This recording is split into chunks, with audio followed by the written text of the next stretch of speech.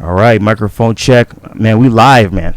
Hey, we're here in the Lion's Den. I don't know what we're gonna call this thing, man. I like that. I like the Lion's Den. We called it the cave before. You know what I'm saying? When Sean Kelly was in here, I don't know what we're gonna call it, man. But I got a special guest today, Callix Crabbe. See, Crabbe. It's like I'm in here talking to Denzel Washington. Man, get out of here, man. Get out of here, man.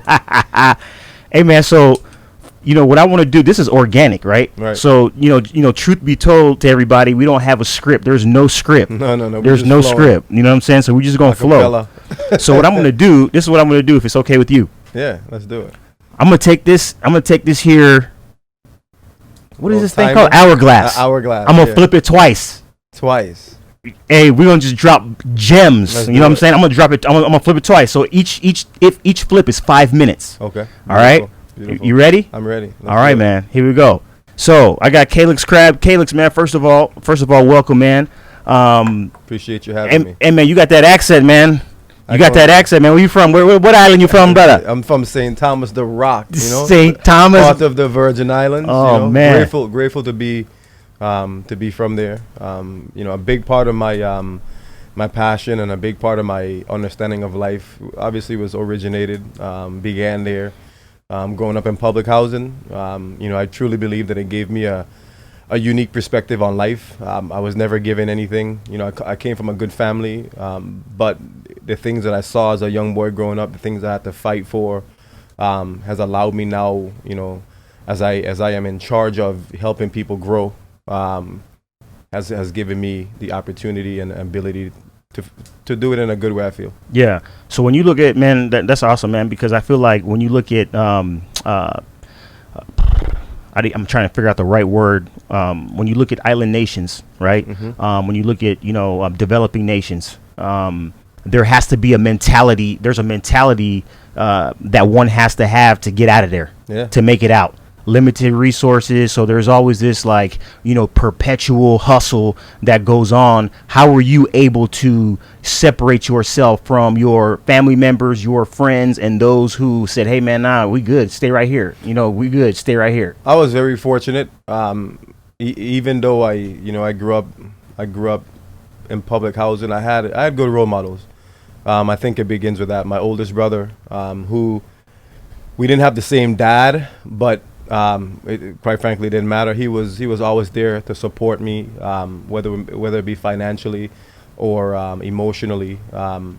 He was a very good role model. My other brother, Elvin, quite honestly, all my brothers and sisters, they were all very good role models. I always had plenty of love, and as you know, love conquers all. And so, whenever I would leave my mother's apartment, the love that she gave me and the expectations that she had for me, it was always on my mind. And so as I went out there and I was around people that, I was around good people. I always chose my friends wisely. That's something that my mom and my dad always try to make sure I do. But you're going to be exposed to certain things out there that, is easy to kind of wander off to the left or to the right. And it's just, it was nice having those role models, man. People that constantly put good ideas in my head. They fed me with fruit. They didn't feed me with bad seeds. And so I was able to kind of manifest, good ideas on a regular basis, and I was very blessed, very fortunate. So that's good, man. So besides yourself, Callix Crabbe, who's give me like 2 big names or 3 big names that have gone on to do big things in the island. Yes, sir.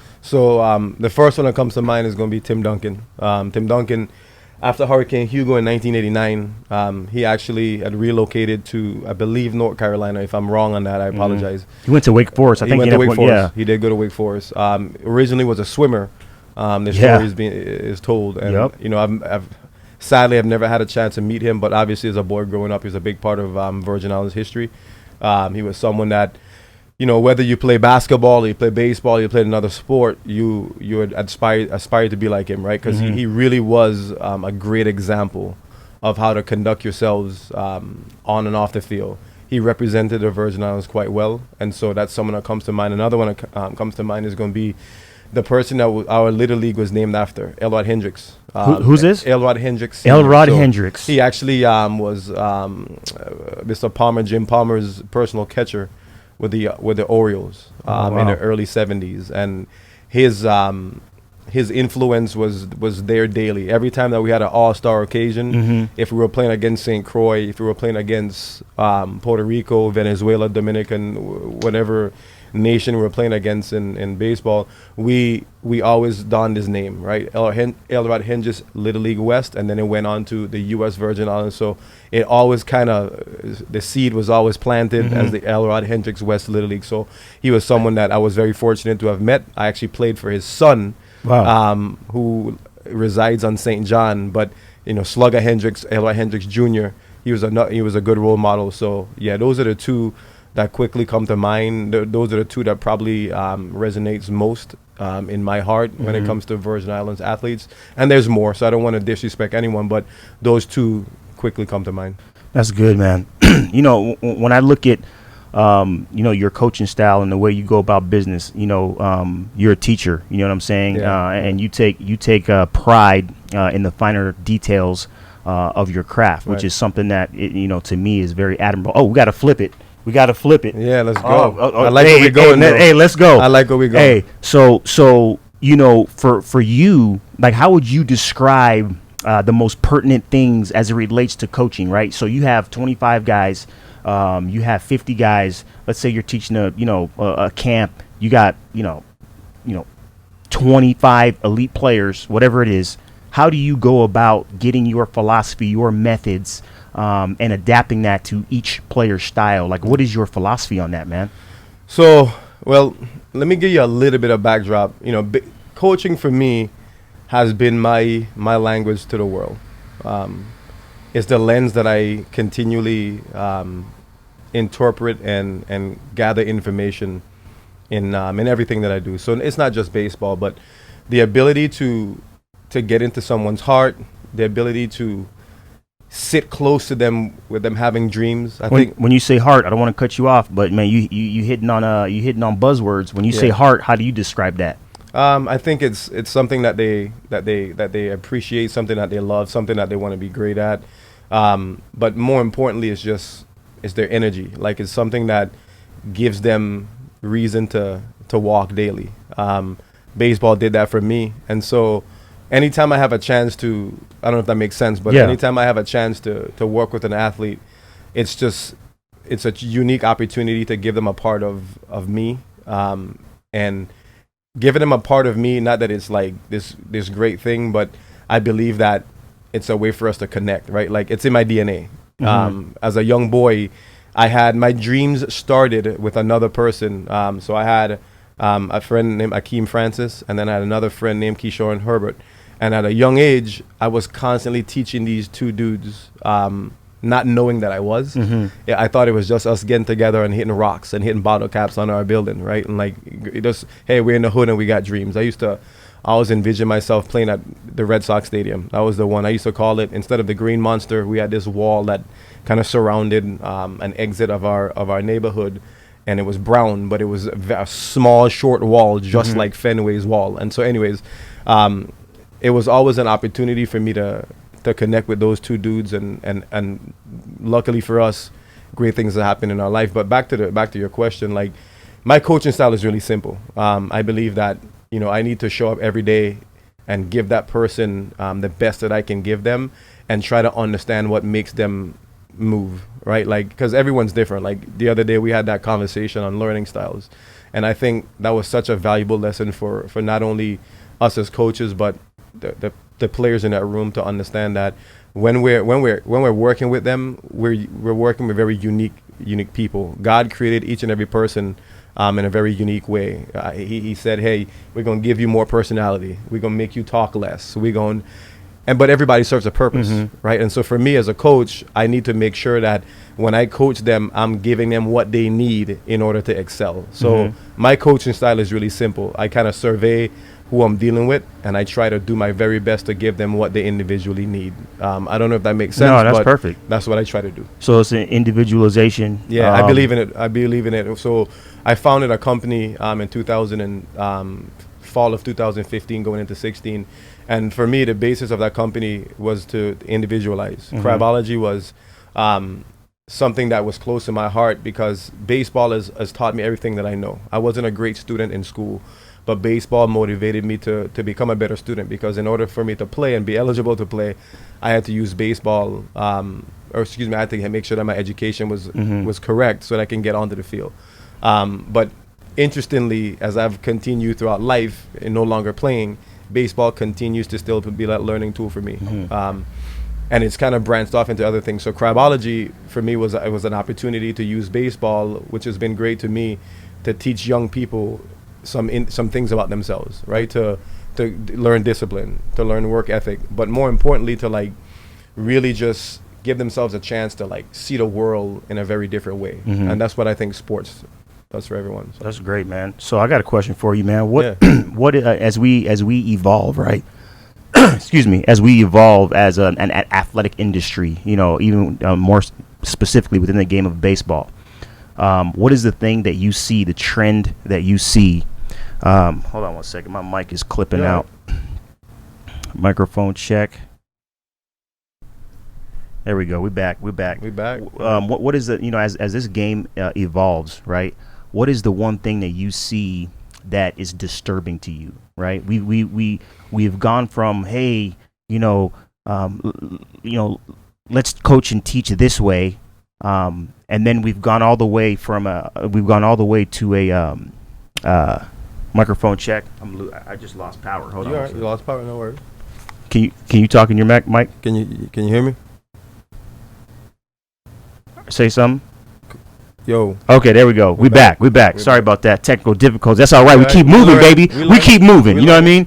So when you look at the game of baseball, when you look at, sports in general, it's gone from this archaic means, right, of, coaching, teaching. Now it's very sophisticated with the data, the technology, the analytics, almost to a point where it's, dare I say, heartless and soulless, and it's all about, numbers. What is the thing that, and I'm not trying to shade you either way or, give you any type of bias, but, what is the thing that's disturbing to you the most about where sports is going as it relates to people? I think it's a fair question.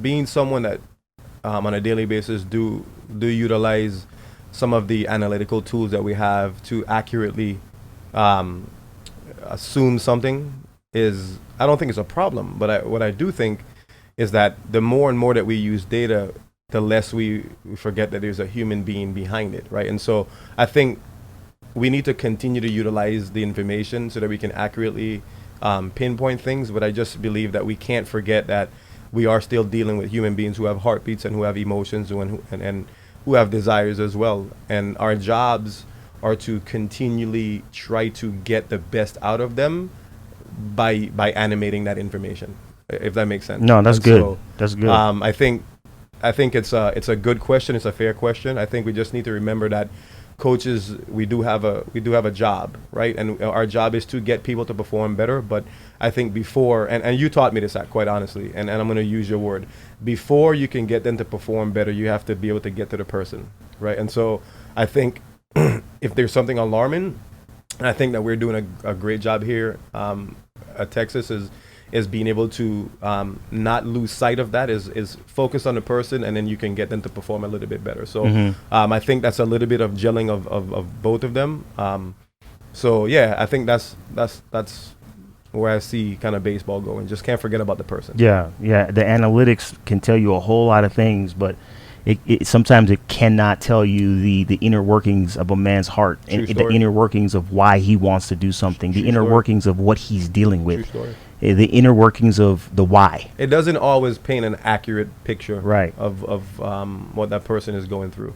It does allow us to be able to diagnose a little bit quicker than in the past, but I still think that there needs to be some true understanding and care behind it. Yeah, man. Truth be told, man, we passed our time, dude. That's okay, but this is the thing, though. This is the thing, though.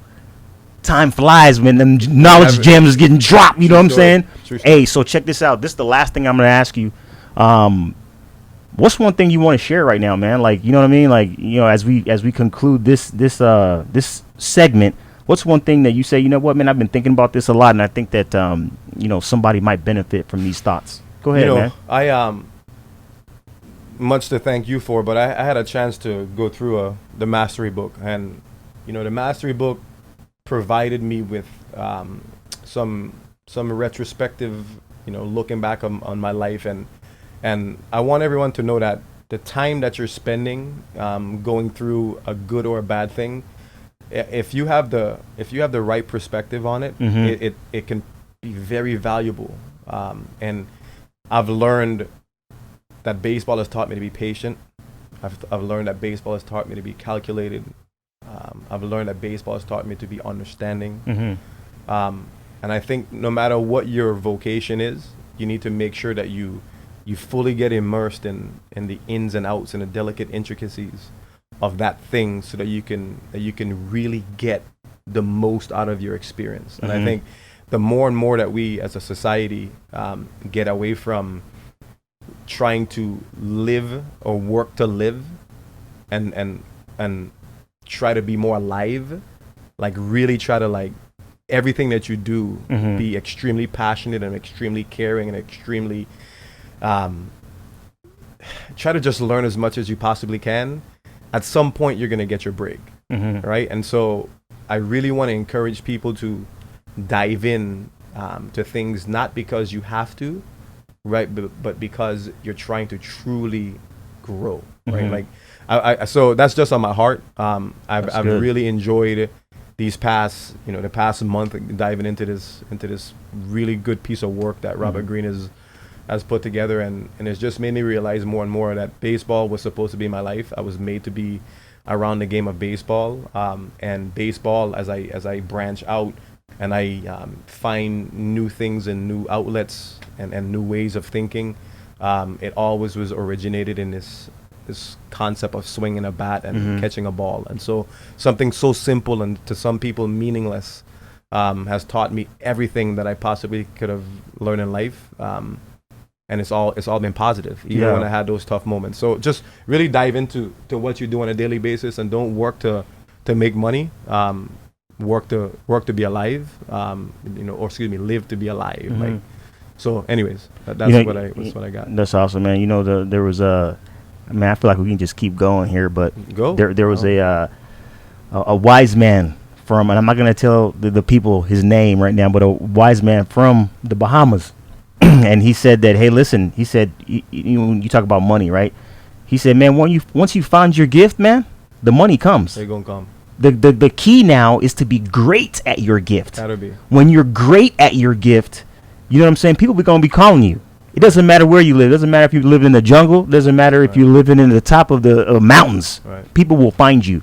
And so when you're talking about, immersed, being immersed, that's what it is, man. Yeah. Embracing your gift, whether you are a teacher, a coach, a baseball player. It's a part of our DNA, right? Like, yeah, man. I find myself constantly, like, anytime I have a complex situation, a complex problem, I'm constantly going to my previous memory pool. Yes. And I'm like, I feel like I've been here before, right? And so the trick is to be able to kind of decode and detangle those past experiences that might seem like they weren't relevant or they weren't important, and say, you know what, I remember this. Yep. I remember this, and here I am again, and I can truly learn from that, right? And so I can give that gift to somebody else.